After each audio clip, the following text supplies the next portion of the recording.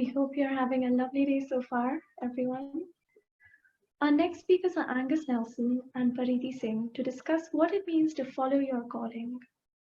Angus is a young actor and musician in Scotland who is now also entering a career in politics. And a little bit about Pari. Pari is a trainee solicitor in England and holds a Masters of Law degree from the University of Cambridge. She has also undertaken several projects around the globe with the United Nations Developmental Programme. Angus and Pari will be joined in discussion by Dan, who is a social psychologist by profession and also a Heartfulness trainer. And we really can't wait over here, guys. Over to you.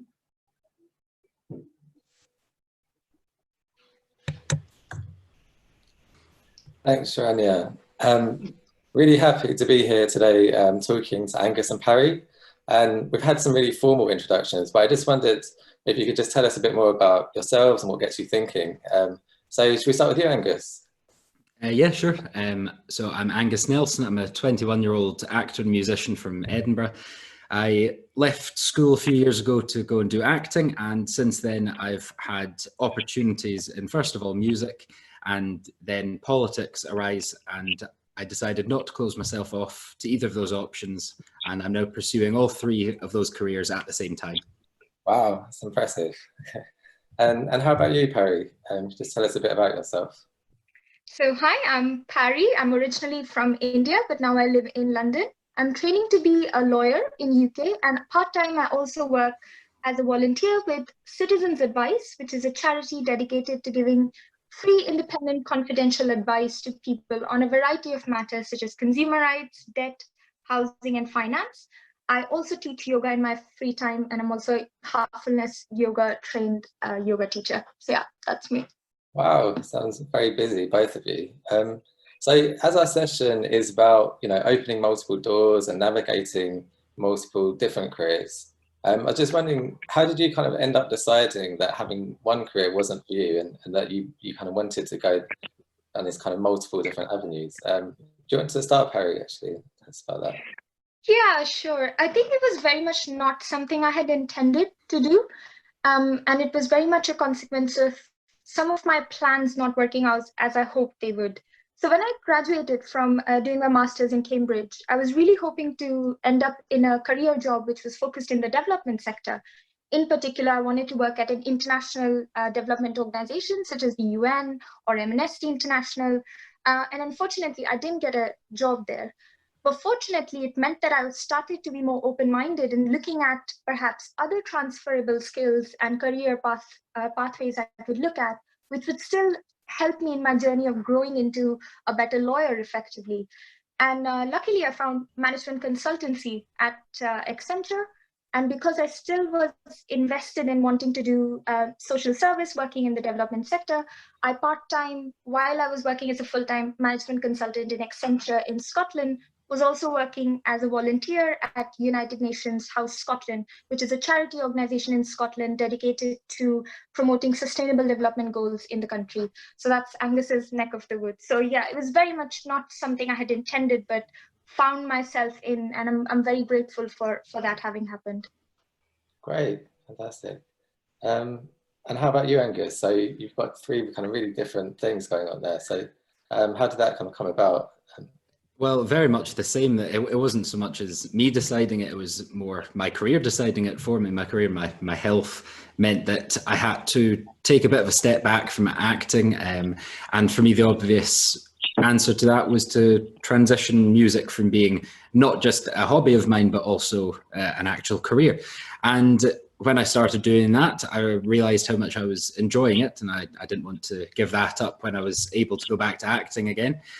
And building on that, I realized that having not closed myself off to that opportunity of something that I did want to do, the same should apply if another opportunity, in this case it was politics, came along. So I decided to just do all three of them at the same time, because none of them are ever going to be taking up all of my time right now. So I'm perfectly happy to pursue all three of them. And if one of them gets to that stage, I'll put that one to the forefront and let the other two go in the back burners for a bit. Oh, that's interesting. So I guess both of you have kind of shown that you've just been really flexible, I guess, in terms of, you know, the way that you've made your choices. And you've also ended up doing quite kind of different things. So I was just wondering, is there kind of underlying threads or underlying motivation that's kind of, you know, a bit bigger than each of those individual careers that, you know, has motivated you to go in those directions? Parry, do you want to start? Yeah, sure.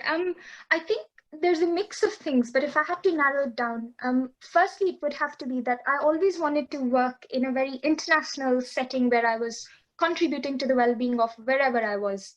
So the idea of always wanting to do good but aimed at others, and in an international setting, because I think the second tenet that comes to is wanting to grow personally. And I've always realized in my experience, I've learned a lot from people of different cultures, their way of thinking, their way of working. So I think the two big things for me was working in service of others and picking and learning and growing along the way on this journey. And so, yeah, I always found myself, even in situations where I was not really, things were not really going as planned, that as long as I was learning and growing and I was able to do something in the service of others, that it just somehow meant I was able to find a footing and take it from there. And yeah, I think just the broader thing that I also always want to make the best of whatever's been given to me. And I think that also has helped, that attitude's definitely helped in managing multiple careers. Right. Really interesting. And how about you, Angus? Have you found there's anything kind of bigger motivating you, or is it just been being flexible? Pretty much just my personality, to be honest. I've always been a performer. I, you know, spent most of my time in high school on stage. That was the natural progression for me, just to go keep doing that. And I've always been doing music, so I decided to keep that up as a career as well. In terms of the politics, I got to the point where I decided I want to try and offer something to improve the situation in Scotland in any way that I can. So I just got involved locally on a small scale, and it's just been slowly building up as I've had more opportunities arise for me. Right. And yeah, politics is an interesting area because I think some people are a bit disillusioned, or they think that there's a lot of corruption in politics. So what's kind of, you know, made you think that you want to get involved in politics, and do you think it is possible to really make a difference then? Well, it's pretty much just that. As you said, there's a lot of corruption in politics, and personally, I don't think there needs to be. So that's one thing. I think it's far too adversarial as it is right now, and too many parliaments across the world, the Scottish Parliament and Westminster Parliament, people are coming together not to actually focus on issues and try to resolve them, but for one party to try and resolve something and have all of the other parties attack them over their attempt at doing that, basically, instead of offering any alternative. So that's something that I'd quite like to change if possible. That's really interesting. So more sort of a collaborative kind of politics. Yeah, absolutely, absolutely. Wow, yeah, that would be really impressive. It'll be great if yeah, small goals, I know. Okay, and what do you think? I mean, it sounds like you're both involved in really kind of diverse things and kind of really engaging, really involving. So what's been rewarding about that? Like, you know, having these kind of different interests that you can dip into and kind of switch. Has there been anything that you've been able to take from, say, one area, like for you, Angus, say from acting, and, you know, use those skills in other areas, or how's that kind of worked? Well, acting transfers perfectly over into public speaking. I find that, you know, as I said, I've got a lot of experience up on stage, and that's the same for performing music as well. It feels very natural for me to stand up and talk about things. When I was in high school, I also did a lot of Model United Nations debating, all that kind of thing. So it's always been an interest for me at some level. So one day we're going to see you and Parry meeting in the UN somewhere, completely different routes. We'll see, yeah. And how about you, Parry? Yeah, definitely. I think to begin with, it was quite humbling to get a switch from a legal world and having, you know, done my bachelor's and master's degree in law to then just suddenly be thrown into the world of management consultancy, because I think as lawyers, we think we are the best and we make the society go round. Like, there's a very false perception. So when I entered the world of management consultancy and I saw how hard startups, for instance, work on what they do, how businesses work, and how hard I think just observing that there's different elements of society which all come together to make a cohesive whole. It was very humbling, and to take that step back from always thinking like a lawyer to thinking more like a management consultant, or perhaps just a normal person for that matter. So I think that really helped, that perception of humbling, because what that meant is I'm now more receptive to looking for answers and information outside of the world of law, even when it comes to solving problems. So one of the big things in management consultancy is that it's all about problem solving, and it's about creatively problem solving often. So I found that in the legal world, we still tend to do things a bit more traditionally, and we're not so open to change, whereas the world of business is all about innovation, change.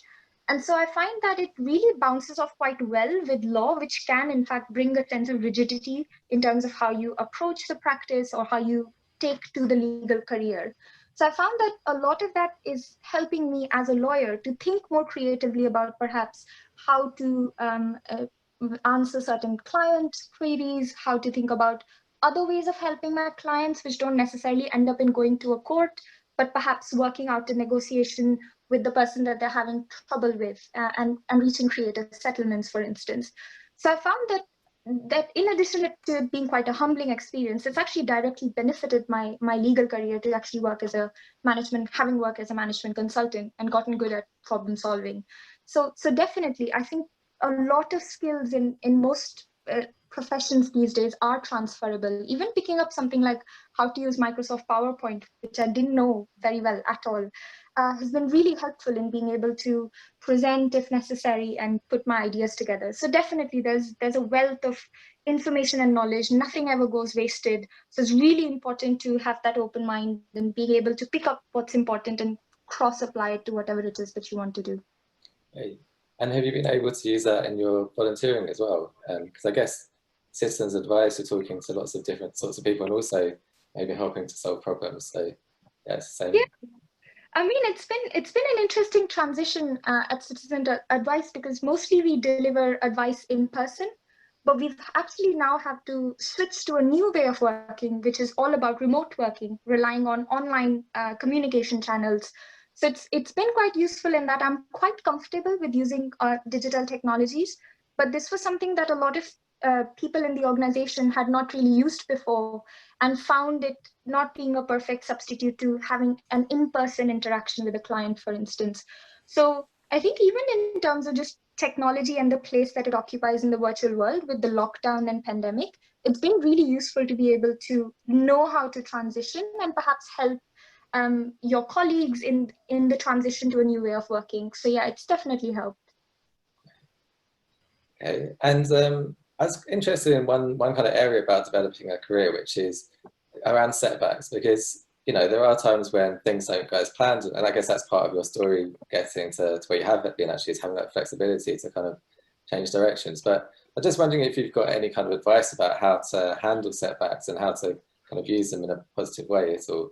I'll ask you, Angus, first, because yeah, what are your experiences of that?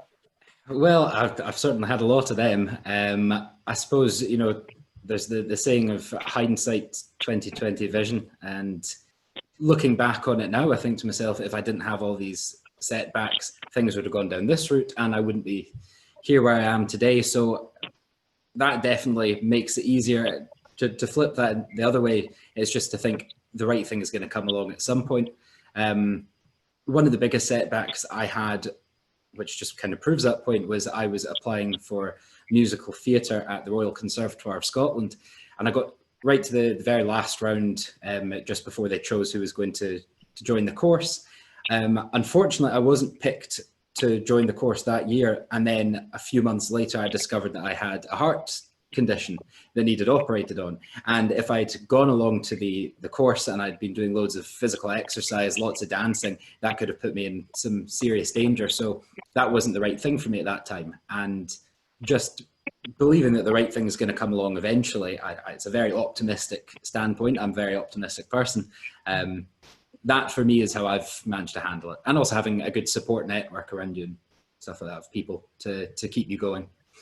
Yeah, And who are those people that kind of help you, you know, if it is more difficult? Well, first of all, my mum's the other optimist in the family, so me and her, absolutely. But also on more of a kind of a peer point of view, I have a friend who's also an actor, and the two of us are doing a lot of music together, and it's just finding somebody who's going through the same stuff as you, so you can share your experiences. You know exactly what the other person's going through, and it's for your own sake of mind. Every time you have a setback, you don't think, is this just me that this is happening to? You can see it happening to somebody in the exact same situation as you. So it's having not just, you know, mentors and stuff around you, it's peers and friends of yours. Yeah, it's really important, I think. Yeah. And how about you, Perry? Are you equally as optimistic, or how do you deal with setbacks? Yeah, I think I have become more optimistic because of what Angus said, that in hindsight, most things do work out, and you do realize that even if you've gone on a detour, it's enriched you in a way perhaps going according to plan wouldn't have. So I think somewhere taking those hits and getting stronger and becoming more resilient and trusting that right thing will come along will help. I think in addition to that, what really helped me, in addition to having a support system as well, was having a better relationship with myself. And I think this is a really important one. At the end of the day, what's going to anchor you before anybody else is going to be yourself. And it's something that you can work on. It's something that takes time. And knowing yourself is a double-edged sword. I found knowing yourself often means we focus too much on the flaws and not so much on our strengths, perhaps. And so I find that building a better relationship with yourself, whether that's through contemplative, meditative practices, having a particular hobby or passion that allows you to trust in yourself more, be more balanced and centered, will help you when situations are not going in your favor to respond in a more balanced, centered way. And so I think building a relationship with yourself, which you can start doing as soon as like today, right, is something that helps in the longer term to become more resilient in dealing with setbacks. Having said that, there are going to be a lot of setbacks. And that's just, I hope it doesn't happen to anybody, but from being in the world that we live in, it's very competitive. And no matter what field you're pursuing, whether it's, and what opportunities you're chasing, whether it's internship applications, a fellowship or a job, you will get rejections, but they do not define you. And just again, have that faith that something right that's meant for you will come along. But just get better. You have to kind of get better at being able to deal with them, because you will get setbacks for sure. Yeah, I think that's really important, isn't it? It's kind of part of the story that we often don't see, even if people are very successful, that they've always had a lot of setbacks along the way. Yeah. So yeah, I think it's really important to recognize that. Okay, and I was just wondering what advice, I think someone from the audience has asked this question as well. So, you know, how do you kind of handle doing all of these things at the same time? Does it get a bit overwhelming sometimes? Because it sounds, you know, it sounds really busy to be able to, you know, juggle sort of 2 or 3 careers at the same time. So, Harry, I was talking to you last, so I'll refer that back to you. Yeah, sure. It never gets easy, and you will drop the ball. So in my experience, like I found sometimes, especially when events are happening at work and you're quite absorbed fully in work, I found especially when I was at Accenture, sometimes it being quite hard to juggle some of the volunteering responsibilities I had at United Nations House Scotland. And I find that now as well, with a lot of training for a lawyer is quite intensive, and to do any time into volunteering and teaching yoga is quite difficult. So I think it's firstly, you have to tell yourself that it's okay to not be able to manage them perfectly every single day. But what I did find was that where there is genuine interest and willingness, somehow in you, the capacity will start to build. So I found that it wasn't that on day one, I was very good at managing multiple careers. But over time, somewhere my capacity gave in. Somehow I managed to integrate my passions at my workplace. So for instance, at Accenture, I was part of the Accenture Mental Health and Wellbeing cohort, where I could organize heartfulness meditation activities. I could participate in yoga classes. So I found that in my workplace, I was able to breathe a space where I could integrate my passions. And similarly, I started doing also like integrated events with United Nations House Scotland, participating with Accenture sustainability team. So I find you are able to, at some point with time, grow your capacity to manage multiple careers. So I would definitely not put it beyond someone's capacity. I think that capacity comes with pushing yourself a bit every day. And also, if you're genuinely interested, you will find that somehow, I know this is cliche, but the universe will help you find the right schedule to manage different responsibilities. But it's definitely possible. It is an art. You have to perfect it. It takes time, but it's definitely possible for sure.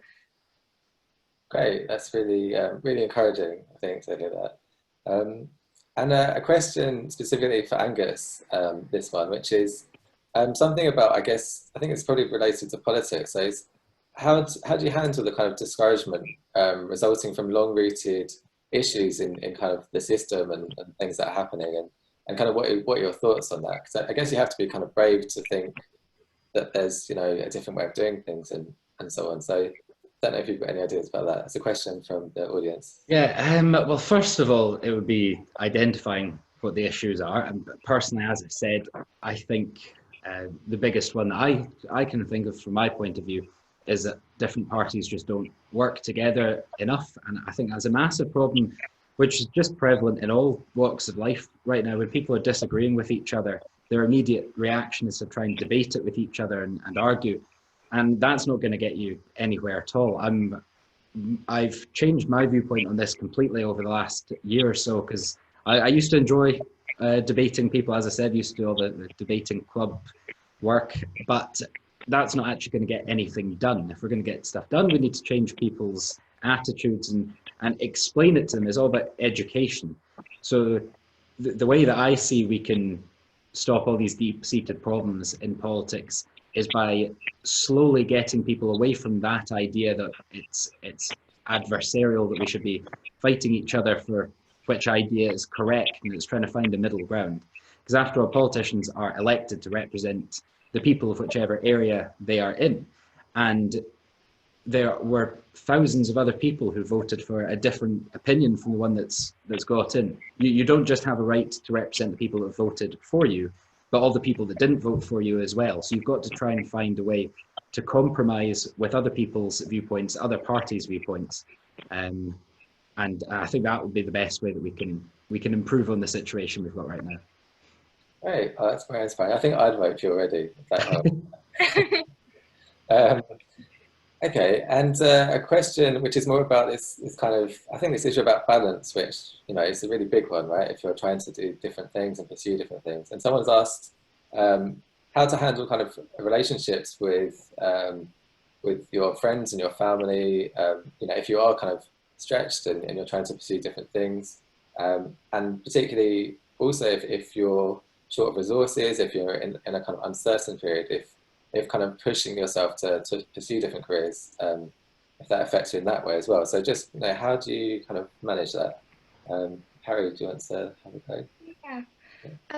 I think it's definitely a challenge, and I've definitely had days where I've, for instance, not been able to communicate with my loved ones, or I've missed an occasion. But I think somewhere it depends on the type of person you are and what your priorities are. I always found that no matter what I was doing, I always want my family to be my priority. So even if it's 5 minutes that I can spare in a day to talk to a loved one, I try to do that no matter how busy I am. And I think it's if that's a priority for you, you will find a way to integrate that. There could also be, however, a situation where despite your best intention, you are not able to give the time that you so desire. And, you know, you come at the end of the day and you realize you've not been able to do that. I think for me, it's really important that in those moments, we be kind to ourselves and remember that what we are doing is new, especially if you're managing multiple responsibilities, you're doing something that's entirely new. It's okay to be okay with not getting the balance correct. I think just a quick tip is to just schedule things in. So a really simple hack is, for instance, I always decided that no matter what I do, I will always have lunch at work. So I would just dedicate that whenever I was having lunch at work, at least 5 minutes I can give. If it's not lunch and you're actually that busy, maybe a tea break, and you can give those 5 minutes. If you can't even give those 5 minutes, just write a message. remember that often our loved ones and friends and family are on our team. They don't want to be upset with us. They will actually let us make excuses. And that's the great thing about having loved ones. So I think acknowledging that you might not get it perfect every time, that's fine. Trying to do your best. But even if you cannot, let's say you intended to have an hour-long conversation with someone because something's happened in their life and you can't be there for them, definitely touch base, even if it's going to take a 5 to 10-second message to do that. Because that's the really important thing, letting them know you're there, even if you can't be there for them as their expectations might be of you. So yeah, that's what I think. Right, thank you. And a kind of slightly different question for you, Angus, again from the audience. So this is just about, I'm asking you because I guess you've been through this, trying to do different kind of acting jobs. And so the question is about, young adults actually feeling like their doors can be closing at some point. And what do you have to say to those people, and how can they kind of find their inner calling? And I suppose from both of you, just this kind of positivity to keep going and to keep kind of aiming towards your goals and kind of know what they are for yourselves as well.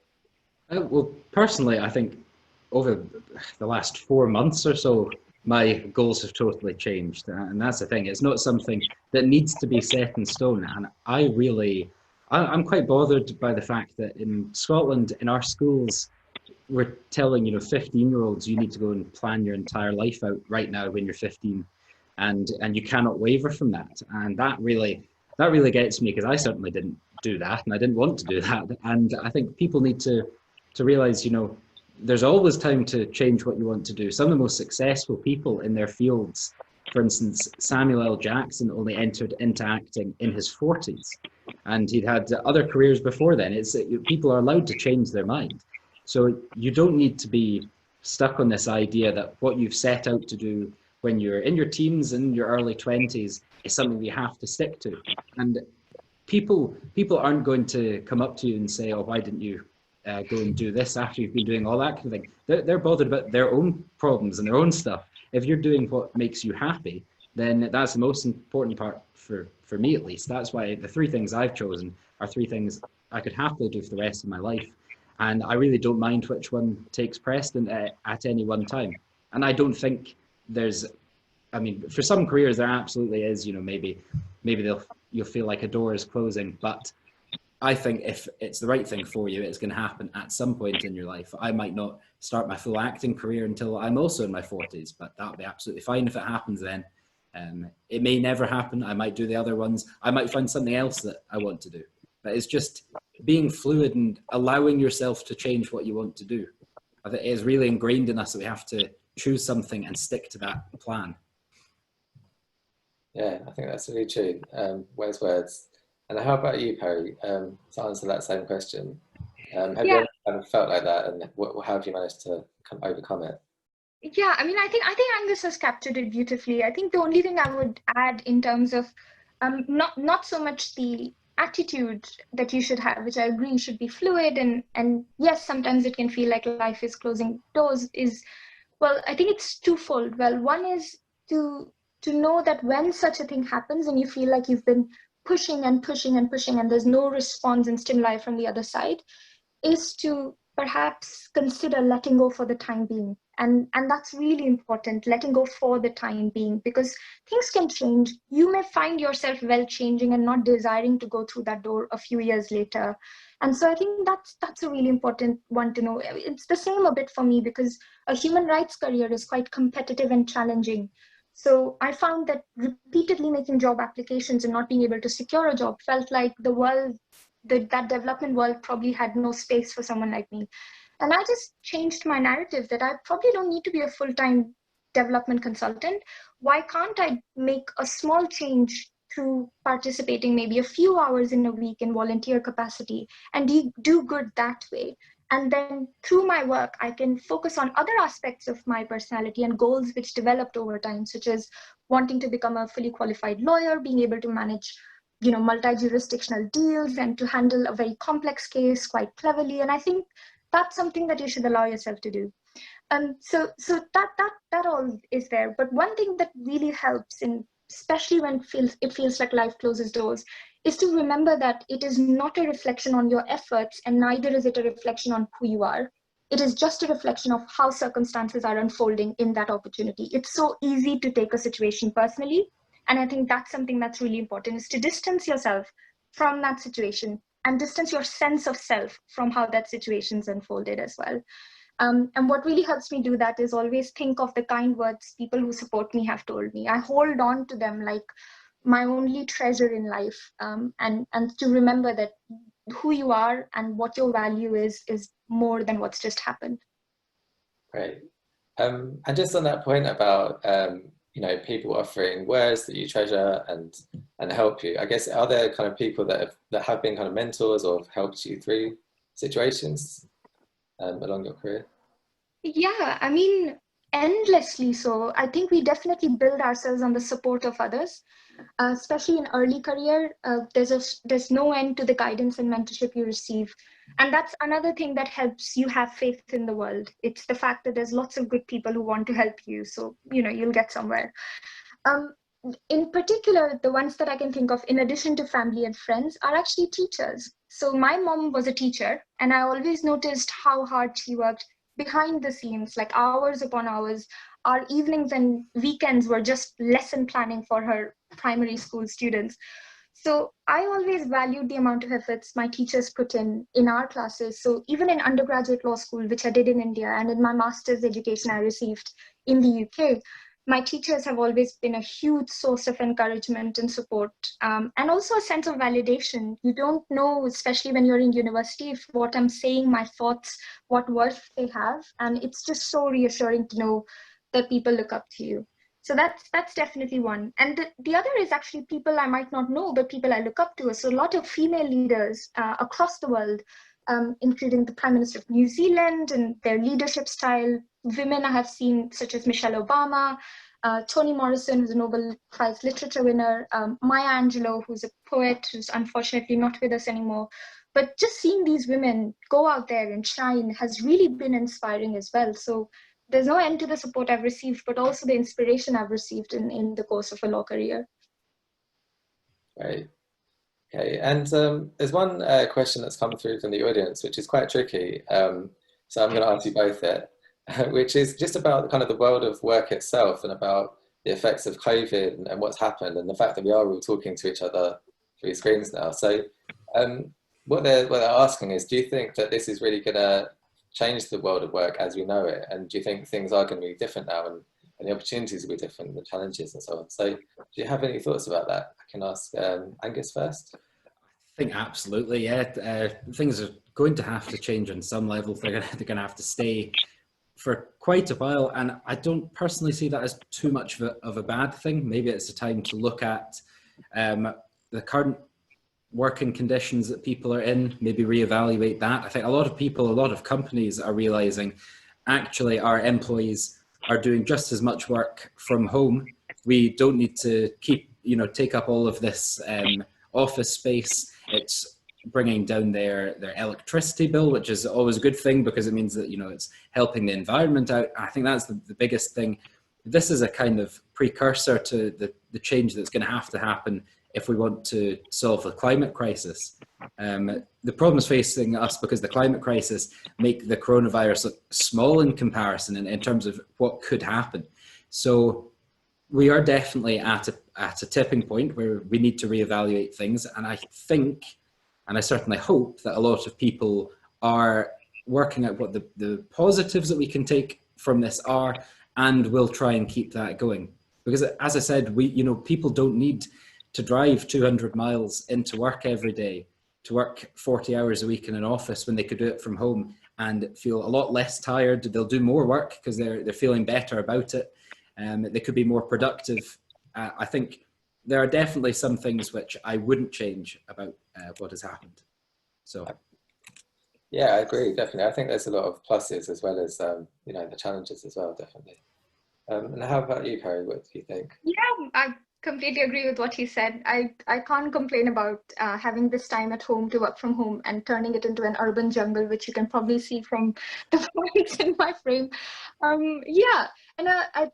I completely agree with that. The only thing is that it's working from home also has meant that there's been a lot of other responsibilities, such as childcare responsibilities, that have fallen onto the shoulders of working parents. And that's made juggling work quite difficult with childcare and parenting.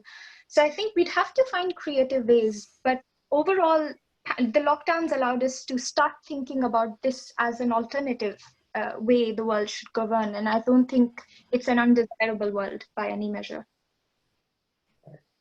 Thank you both. I've just got one final question for both of you. So I'll start with you, Angus, which is, if you had to go back to your kind of teenage self, right at the start of you thinking about, you know, going forwards with your career, what kind of advice would you give your younger self? Probably to accept different opportunities when they came along in the first place. And in terms, especially music, I feel like for too long I kind of held it off as more of a hobby than a potential career, because I felt that if I were to do that, you know, in some way it would be giving up on wanting to do acting. And once again, that was just a mindset kind of thing. I've been taught that you need to stick with one thing by, you know, some things in the school system. And also I had quite a bit of a problem leaving school to go and do acting. So I really felt that, as I'd had so many people telling me not to do it, to then go and do something else would be, you know, to give in. And it was making sure that I changed my own mindset on that. So that would be one thing, would be to figure that out for myself earlier, would probably mean I'd be in a better situation right now in all three of the careers that I'm doing. I would have opened myself up to more opportunities. It's interesting. So you're kind of not limiting yourself, really, just yes, yeah, absolutely, and believing in your own capacity. Okay. Yeah. Okay, and how about you, Pari? What would you say to your younger self? Yeah, I would probably say, well, stop worrying so much. Things will work out. Embrace uncertainties and when plans go wrong, for the same reason that Angus said, but also that it means you'll go on an adventure, you'll be confused, you'll be out of your comfort zone, it will feel awful at first, and you will thank yourself for having done it later on. And finally, the other thing I would say is that believe in yourself, believe in your inner voice. If it tells you to do something, even if it's against what everybody else is saying to you, and trust in the fact that even if you make the wrong decisions and you go down the wrong path, or even if it feels wrong inside, somehow you will find your way back. I think a lot of it depends on trust, but so does the world. So yeah, you'll be fine. Don't worry about it. Great. Well, it's been really great talking to you both. I just wondered if you have any final reflections or any kind of learning points that you'd like the people watching to take away. Start with you, Angus. Just, yeah, I think a really good point is just not to worry about stuff so much, and especially not what other people think of you, because as I said, they're thinking about their own stuff. So focus on yourself. You're the only person that you're going to have to prove things to in the end.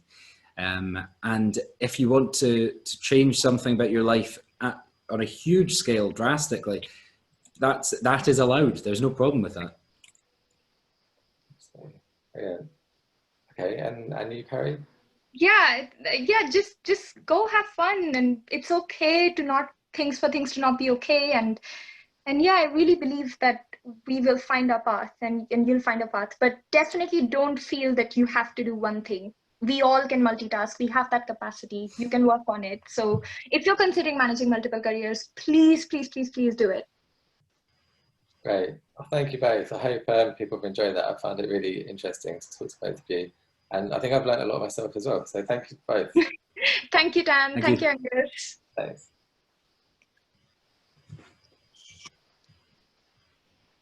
Thank you guys for such a wonderful session. It's been lovely listening to you both navigate your calling and hearing about all your stories about opening yourself up to new experiences and opportunities. So now we actually have a quick video that we'll show before we go on to our next session, which is yoga with Annalise.